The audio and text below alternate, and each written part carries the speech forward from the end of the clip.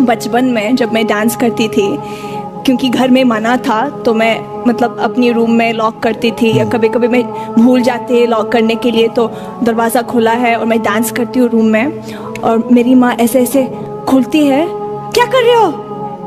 Nothing, कुछ नहीं, बाल कर रही हो, मेकअप कर रही हो। दरवाज़ा बंद करती है। 2 मिनट के बाद नोरा नोरा ऐसे ऐसे कर, क्या कर रही है? कुछ नहीं कुछ नहीं, डांस कर रही थी। हाँ चल आजा आजा डांस। मैं साइकोलॉजी में इंटरेस्ट रखती हूँ, तो मैंने साइकोलॉजी में कुछ ऐसे ही ब्लॉग्स वगैरह पढ़ा था कि हम लोग जब पैदा होते हैं, हम लोग में बचपन से स्किल्स होते हैं डांस के लिए, म्यूज़िक के लिए, या वॉइस मॉड्यूलेशन, ऐसे कुछ। तो मैं जानना चाहती हूँ कि कोई मुस्लिम है तो इसमें करियर क्यों नहीं कर सकते? डांस एंड म्यूज़िक अलाउड क्यों नहीं है? बहन का सवाल है, क्या वो साइकोलॉजी की स्टूडेंट है और वो ये कहती है कि इंसान में कुछ ऐसे जीन जो स्किल्स पैदा होते हैं डांसिंग के या मॉडलिंग के, तो इस्लाम में डांसिंग और मॉडलिंग क्यों हराम है? मैं भी डॉक्टर हूँ, मैं जानता हूँ देयर इज जेनेटिक्स, जीन्स है, लेकिन ये कहना कि स्किल्स, एक अगर आपके अल्लाह ने कुछ आपको हुनर दिया है आपके जीन्स में, उस हुनर का सही फ़ायदा भी उठा सकते, गलत भी। वो हुनर की कई चीज़ें हो सकते, उससे आप एथलीट बन सकते, उससे आप अच्छे काम कर सकते, उससे आप डांसिंग भी कर सकते। तो ये ज़रूरी नहीं कोई स्किल आपके पास है तो उस स्किल का गलत इस्तेमाल करे। कोई बोला कि मुझे भाई अच्छी मेरे हाथ की सफाई, हाथ में अच्छे से घुमा सकता हूँ तो मैं चोरी करूँगा। वो हाथ की सफाई से आप अच्छे काम भी कर सकते ना, हाथ की सफाई से सर्जरी कर सकते, इंसान की जान बचा सकते, डॉक्टर बन सकते, उसी हाथ की सफाई से चोरी भी कर सकते। तो हाथ की सफाई का हुनर है अगर आपके पास, उसका अच्छा इस्तेमाल करो। जो आपका मेन सवाल था कि इस्लाम में डांसिंग और मॉडलिंग क्यों हराम है, इस्लाम में वो चीज़ जो आपको कुरान और हदीस से दूर लेके जाती है वो हराम है, क्योंकि इस्लाम में मानते हैं हम हमारे ख़वातीन, हम औरतों की इज्जत करते हैं और हम नहीं चाहते कि उनकी नुमाइश करें।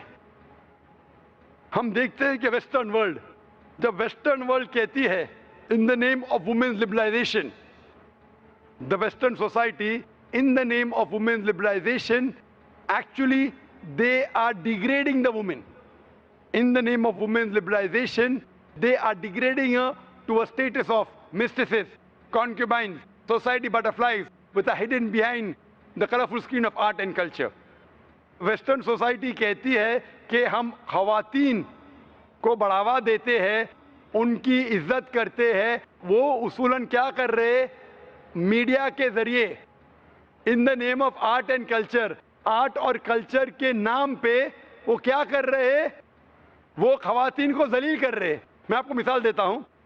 आप जो कह रहे हैं मॉडलिंग, मॉडलिंग क्यों करते हैं? ऐड के लिए। एक बहुत फेमस ऐड है, जो ऐड है BMW का। आपने सुना होगा BMW के बारे में, जो गाड़ी है जो नौजवान उसे पसंद करते हैं, वो मर्सिडीज के लेवल की है। मर्सिडीज का स्टेटस है, BMW का भी इक्वल स्टेटस है, लेकिन नौजवानों के लिए वो फास्ट गाड़ी है, उसका पिकअप बहुत फास्ट है। उसके अंदर एक ऐड में, एक मशहूर ऐड के बारे में मुझे एक शख्स ने कहा कि BMW की मशहूर ऐड है जिसके आगे एक लड़की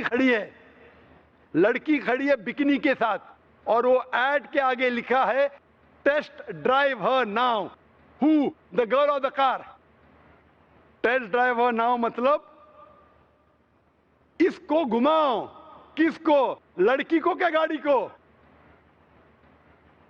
तो इस ऐड के जरिए ये ऐड हमारी ख़वातीन, हमारी वालदा, हमारी बहन, हमारे बीवियों को बेच रहा है।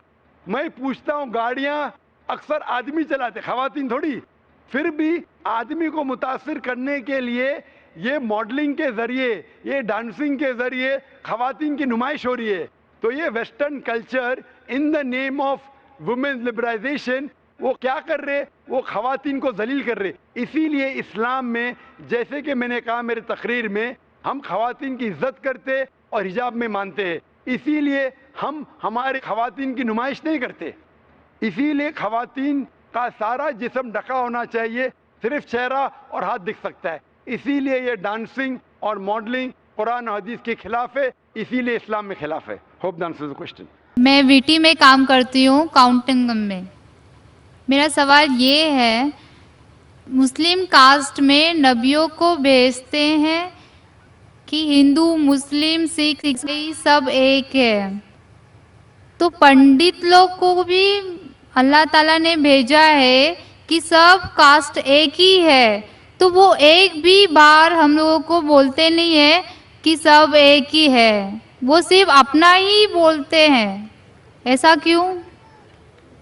بہن نے سوال کیا ہے کہ مسلم مذہب میں کہتے ہیں کہ ہندو مسلم سب ایک ہے, لیکن ہمارے پنڈت ایسا نہیں کہتے, کیوں؟ اگر قرآن پڑھیں گے تو جیسا میں نے کہا کہ مذہب اللہ کے نزدیک ایک ہی ہے, اسلام اور کوئی نہیں. اسلام مطلب امن حاصل کرنا اپنی خواہشیں اللہ کے احکامات کے مطابق. لیکن قرآن مجید میں لکھا ہے سورہ حجرات میں, سورہ نمبر 49 چیپٹر 49 ورس نمبر 13, یا ایھا الناس انا خلقناکم من ذکر و انثی وجعلناکم شعوبا وقبائل لتعارفوا ان اکرمکم عند اللہ اتقاکم ان اللہ علیم خبیر, کہ اے انسانوں ہم نے تمہیں بنایا ہے ایک پیر سے, ایک جوڑے سے, آدمی اور عورت کے جوڑے سے, اور آپ کو تقسیم کیا ہے قبائل میں تاکہ آپ ایک دوسرے کو پہچان سکے, نہ کہ آپ ایک دوسرے سے نفرت کریں. اور سب سے بہترین انسان وہ ہے جو تقوی رکھتا ہے. تو سارے مذہب کے لوگ ایک نہیں ہیں, سارے انسان ایک ہے. ایک انسان دوسرے انسان سے اونچا دولت کی وجہ سے نہیں ہے, جنس کی وجہ سے نہیں ہے, عمر کی وجہ سے نہیں ہے, پیسے کی وجہ سے نہیں ہے, لیکن ہے تقوی کی وجہ سے. تقوی مطلب پائٹی, رائچسنس, جس کو اللہ سبحانہ و تعالی کا زیادہ خوف ہے, جو اللہ سے زیادہ قریب ہے, وہ انسان اونچا انسان ہے. نہیں تو سارے انسان یکساں ہے.